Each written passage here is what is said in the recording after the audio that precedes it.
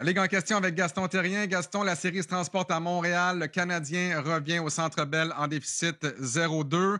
On va vous dire pourquoi les partisans des Canadiens ont raison d'y croire encore. La série n'est pas finie, il n'y a pas de panique à avoir. Mais Gaston, on doit parler du sujet de l'heure, la fin du match numéro 2. Martin Saint-Louis qui a coupé son banc. En troisième, Armia Oui. a joué une présence, Heinemann 2 et Patrick Laine 0 minutes, 0 secondes, 0 dixième. Regarde ça comme tu veux. Euh, le Canadien était à 6 contre 5 en fin de match. Tu as besoin d'un but. On sait que Patrick Laine est capable d'en marquer. Je sais qu'il y a des gens qui auraient aimé le voir, Patrick Laine, en fin de troisième période, même s'il l'a mal joué dans le match numéro 2. Je veux avoir l'avis du coach et l'avis du joueur de hockey aussi. Qu'est-ce que tu aurais fait avec Laine comme entraîneur? Ça va être quoi l'effet aussi sur le joueur dans le match numéro 3 sur Patrick Laine, Gaston?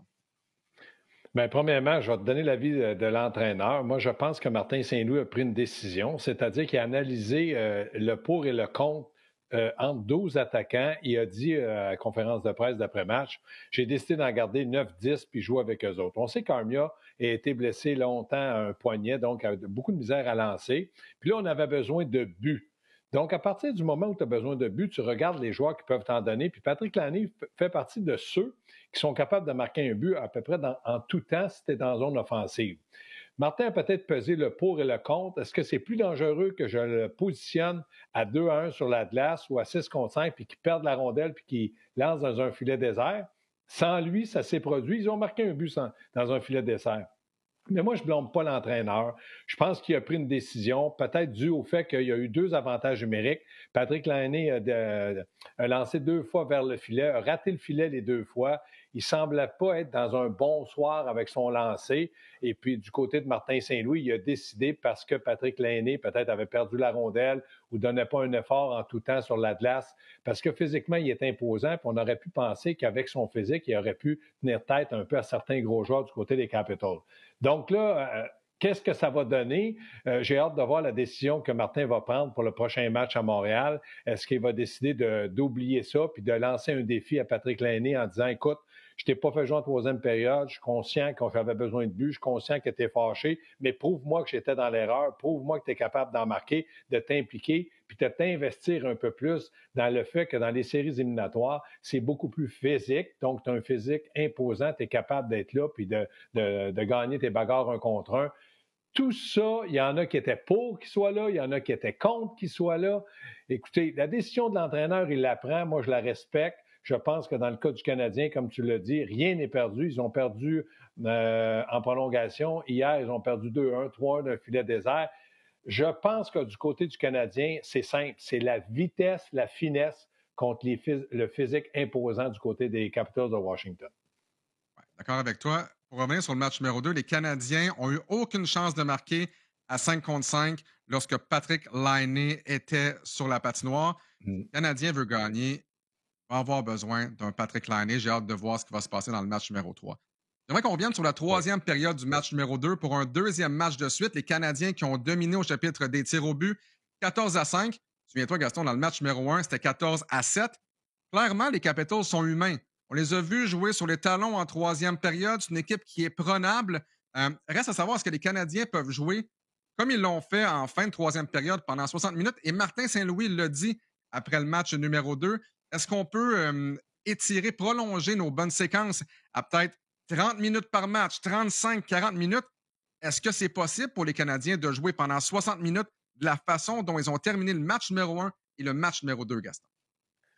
Mais premièrement, c'est facile. Oui, le Canadien a toujours montré beaucoup de caractère, de la résilience, une équipe qui est soudée, une équipe qui veut gagner.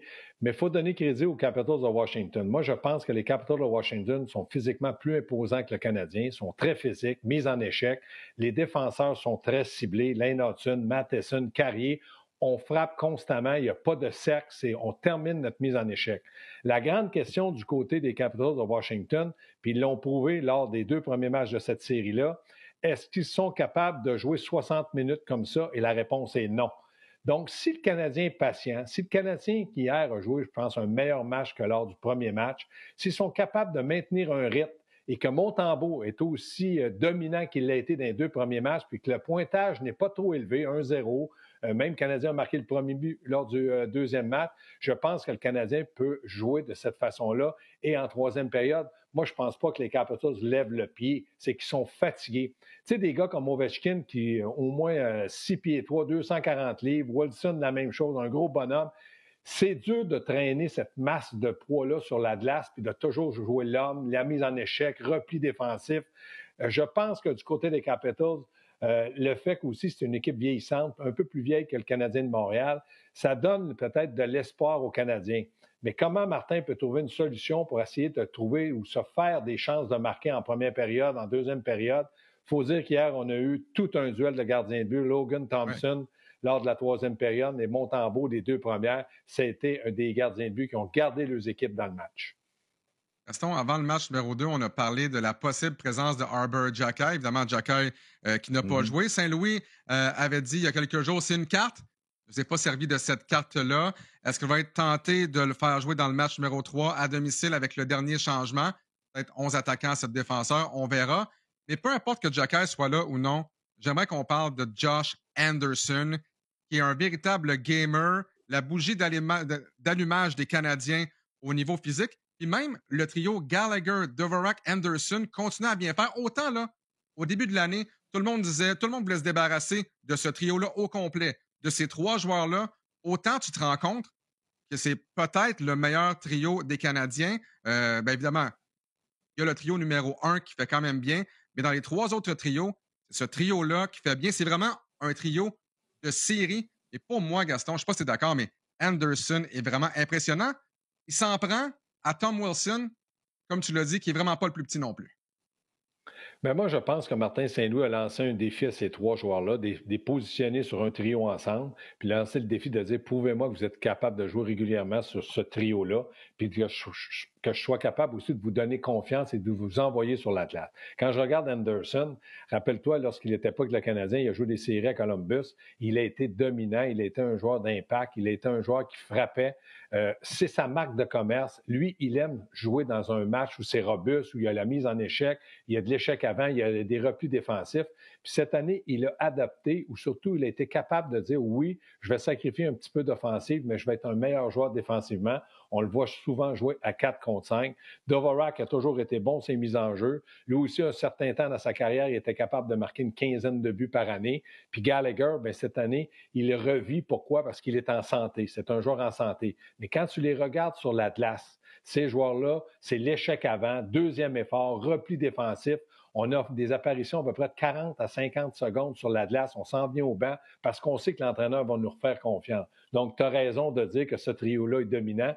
Puis moi, je sais qu'il y a beaucoup de pression sur le dos de Caulfield, Suzuki puis Slafkovský pour marquer des buts, mais ce trio-là amène un échec avant où il passe du temps en zone offensive. Il se donne des chances de marquer, mais ce n'est pas tous ce trio-là des marqueurs de 50 buts. Cette pression-là sur le premier trio, bien évidemment, quand tu n'as pas de deuxième trio qui produit, ça met beaucoup de pression sur Caulfield, Suzuki et Slafkovský. En tant que défenseur, Gaston, j'aimerais avoir ton avis parce qu'on parle de l'échec avant des Capitals de Washington. Les défenseurs des Canadiens ont la face dans la baie vitrée constamment. On remet la rondelle au fond du territoire des Canadiens.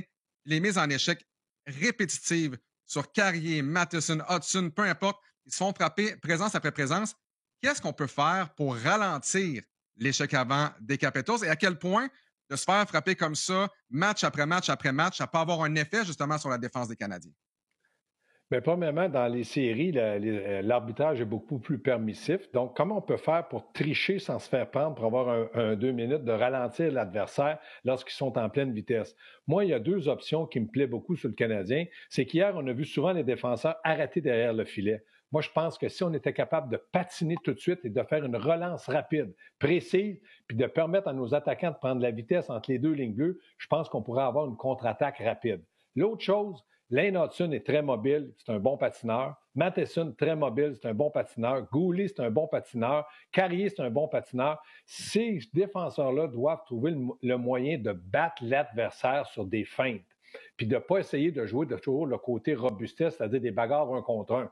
Si tu essaies de jouer une bagarre 1 contre 1 contre Wilson, puis tu t'appelles Lane Hudson, tu risques de la perdre. Sauf si tu es assez intelligent pour donner la rondelle ou te positionner à un endroit où que tu peux la recevoir, mais moi, je pense que c'est la rapidité, la finesse et l'intelligence de ces joueurs-là qui vont faire en sorte qu'à un moment donné, ils vont trouver une faille, puis cette faille-là va les amener à gagner des matchs. Donc, j'aimerais qu'on revienne sur Samuel Montembeault, puis c'est fou parce que le ménage à 3 du côté du Canadien, là, ça fait 1 an. Au début de l'année même, on se demandait qui va disputer le plus grand nombre de matchs. Montembeault ou Primo. Mais ce qu'il est en train de faire présentement, il est la raison pour laquelle les Canadiens sont dans chacun des matchs dans cette série-là. Moyenne de 2,49, un taux d'efficacité de 921. Je sais que l'échantillon est petit. La chaîne peut débarquer, on ne lui souhaite pas évidemment. Et quand tu vois ce qu'il a fait en fin de saison, quand tu vois ce qu'il fait en séries éliminatoires, est-ce qu'il est en train de solidifier sa place comme un bon gardien numéro 1 dans la Ligue nationale? Présentement, Montembeault, on sait que Logan Thompson fait très bien, mais Montembeault est franchement impressionnant, Gaston. C'est impressionnant. Puis moi, tu n'as pas, Alex, essayé de me convaincre est-ce que je pense qu'il est numéro 1. Moi, j'aime son côté. Il est très critique envers lui, des fois un peu trop. Il va s'accuser sur des buts, puis il va dire j'en dois une à l'équipe. Je pense que Montembeault a prouvé à ses coéquipiers que c'est un bon joueur d'équipe. Il a une belle mentalité, il a du caractère, il veut gagner, il est battant. Je pense qu'il inspire beaucoup cette formation-là d'insérer par ses arrêts clés. Il sait très bien que l'échec avant, c'est pas facile pour les défenseurs, les jeunes défenseurs du Canadien de se faire frapper. Donc, il est toujours prêt à faire l'arrêt qui va les garder dans le match. Puis moi, je pense que Martin Saint-Louis se rend compte que Montembeault est un gardien de but fiable. C'est un gros bonhomme, c'est un gars qui prend de l'espace, il bouge bien, il a du caractère. Puis j'aime aussi le fait qu'il joue bien avec la rondelle. J'ose espérer que sur la glace, parce que je suis pas au Centre Bell, qu'il y a une bonne communication avec ses défenseurs, ce qui fait en sorte que ça les rassure aussi. La série va se transporter justement au Centre Bell. Tout le monde a hâte au match. Les partisans, les joueurs des Canadiens, les joueurs des Capitals aussi. Strome en a parlé après le match numéro 2. Depuis la confrontation des 4 nations, Gaston, les Canadiens ont une fiche de 10-0-2 à domicile. La dernière défaite en temps réglementaire au Centre Bell, c'est le dimanche du Super Bowl, le 9 février. À quel point le Centre Bell va être un réel avantage pour les Canadiens? Je l'ai jamais vécu comme joueur.